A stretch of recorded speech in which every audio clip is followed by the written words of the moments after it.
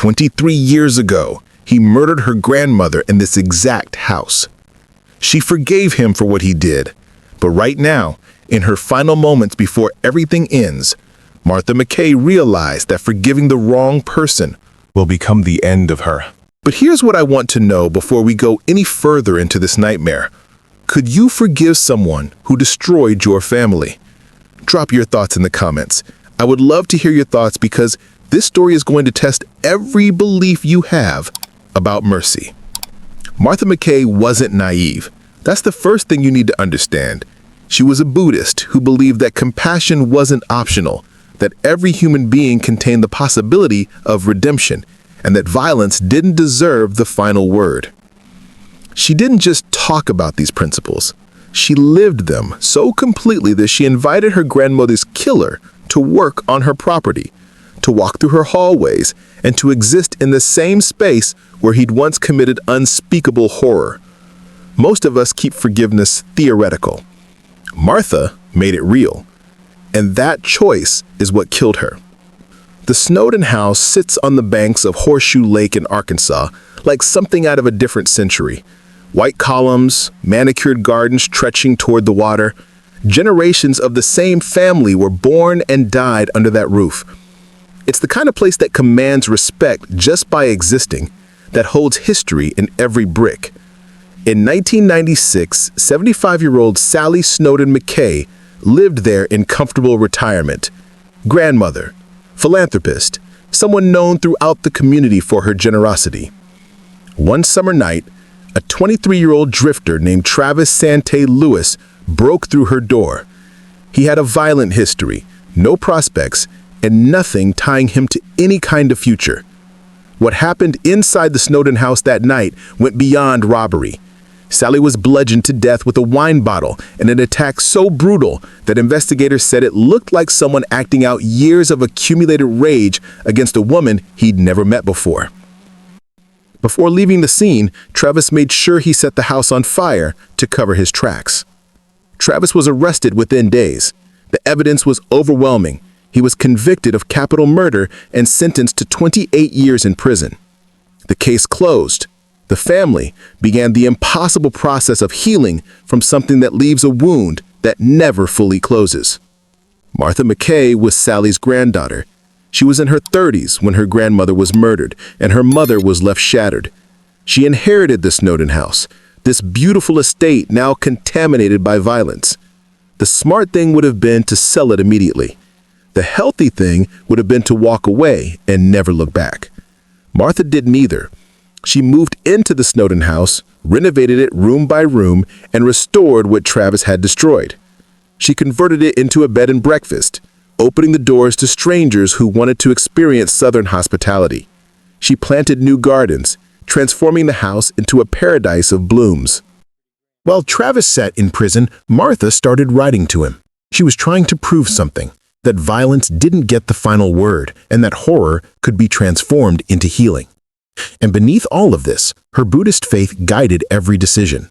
Her religion taught her that forgiveness was an optional, that compassion must extend even to those who'd caused the most harm, and that every human being contained the possibility of redemption, no matter what they'd done.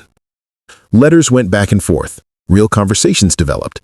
Travis maintained his innocence, claiming it was actually his accomplice who committed the murders and that he was just there for the robbery, not the killing. Most people didn't believe him. His story seemed like standard prison manipulation, the kind of lie inmates tell themselves to sleep at night. But Martha believed him. Or maybe she wanted to believe him so badly that she convinced herself it was true. Through her Buddhist lens, she saw someone suffering, someone worthy of compassion despite their crimes. So she didn't just write letters, she actively advocated for him. She contacted the police, asking them to reinvestigate the case. She hired his mother as a housekeeper at the estate, giving her work when nobody else would. She provided statements to the parole board, speaking on his behalf. She became his champion, his believer, the one person on the outside fighting for his freedom. But the question everyone asked is, was this compassion or was this delusion? There's a difference between seeing the humanity in someone and ignoring the danger they represent. What happens when radical compassion meets a predator who knows exactly how to exploit it? 23 years passed, In 2020, Travis walked out of prison on early release. The system declared him rehabilitated. Good behavior, model inmate, found religion, all the right boxes checked. Martha's advocacy helped make it happen. When Travis was released, Martha offered him a job. She hired him as a groundskeeper at the Snowden house, giving him steady work and a chance to rebuild his life in the very place where he destroyed hers. To anyone watching from the outside, this looked insane. The man who bludgeoned her grandmother to death was now trimming her hedges, walking through her hallways, and working on her property. Her friends worried, her family questioned her judgment, but Martha stood firm. She was proving that redemption was possible. For about a year, everything seemed fine. Travis showed up for work, he did his job, he kept his head down. Maybe the skeptics were wrong. Maybe the system was right. And maybe people really could change. One ordinary day, Martha sold an antique chandelier from the house to a private buyer for $10,000 cash. She took the money and tucked it away in one of the rooms, planning to deposit it at the bank the following day. Travis happened to be working that afternoon. He overheard the transaction. He knew exactly where the cash was hidden. That night, when nobody was watching, he stole every dollar. The next morning, Martha discovered the money was gone. There was only one person who could have taken it. Only one person knew where it was: Travis. He was the only one who had access to the house and had been around at exactly the right time. The realization must have hit Martha like a physical blow.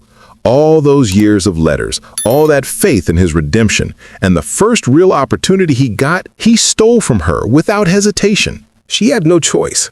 She confronted him and immediately fired him. Imagine how that conversation went. The disappointment, the betrayal, the shattering of everything she had believed about him. Travis didn't take it well. In his mind, he was the victim here. He saw himself as the victim in this situation. About a month passed. Martha went back to running her bed and breakfast. Travis disappeared from her daily life. She felt relieved, thinking the worst was behind her. She had no idea Travis was planning to come back for revenge. It was early March 2020. The world was shutting down due to COVID. Everything felt suspended and strange. People were isolating. Streets were empty. The Snowden house was quieter than usual. Travis crept back in the darkness of early morning. He slipped through the back door and was going to rob her again. He came to take whatever he could find and make her pay for firing him. But Martha was home. Immediately after she heard movement downstairs, she hit the alarm, sending an alert to the police. Then she went to investigate. When she came face to face with Travis, that was the moment when time stopped. The moment she saw the knife in his hand. It came to a realization that it was too late and that she was wrong about everything. He stabbed her once, twice, again and again until she stopped fighting back. Then he wrapped her body in blankets and poured flammable liquid over her, preparing to burn the evidence just like he'd done before. But police were already racing to the property because Martha had hit that alarm. They arrived and heard someone hiding upstairs. They ordered him to come out. Instead, Travis jumped through a bathroom window, crashed to the ground below, sprinted to his car, and tried to escape across Martha's lawn. The car got stuck in the soft earth. He abandoned it and ran toward Horseshoe Lake, the same body of water that bordered the property where he murdered Sally 23 years earlier. He was running on pure panic, with nowhere left to go, so he thought he could swim to safety. But Travis couldn't swim. The lake swallowed him, and he drowned at last. When police recovered his body, they found Martha's jewelry still on him, physical proof of the theft, evidence of the betrayal. The investigation revealed he'd been planning this for weeks. The moment Martha fired him, he started plotting his return. Some people don't deserve forgiveness. Some people aren't capable of the kind of transformation we want to believe in. Travis Sante Lewis never changed. He served his time, said the right words, performed redemption for the parole board, and then returned to the exact pattern of violence that put him in prison in the first place. He didn't deserve Martha's forgiveness. He didn't earn her trust. He exploited her compassion because predators always recognize an open door. There's one final detail that makes this unbearable. Before she died, Martha told a friend she'd been feeling uneasy. Something about Travis had shifted. His energy felt wrong in ways she couldn't articulate. She mentioned she was planning to cut contact with him completely. She just didn't act fast enough. The last photograph of Martha shows her standing in front of the Snowden house, arms crossed, a genuine smile lighting up her face. She's surrounded by flowers she planted herself. Golden sunset light pours over everything. She looks proud. She looks free. She had no idea that within weeks, she'd be dead in the same house where her grandmother was killed. That all her work to transform that place would end in the identical violence she'd spent decades trying to transcend.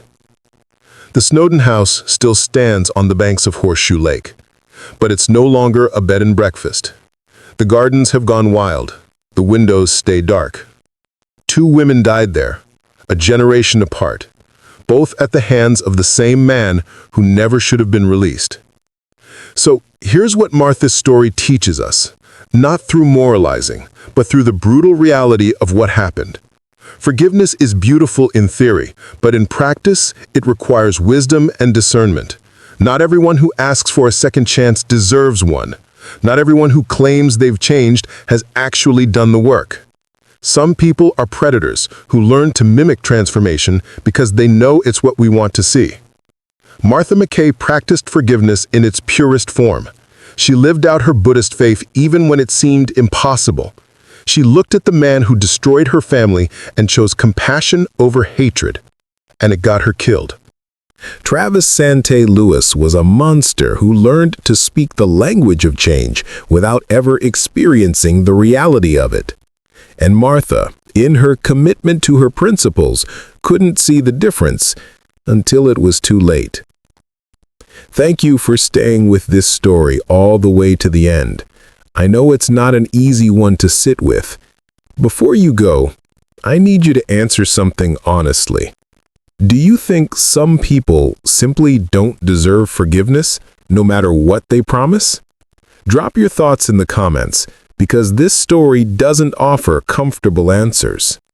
Please don't forget to hit that like button and subscribe for your videos like this.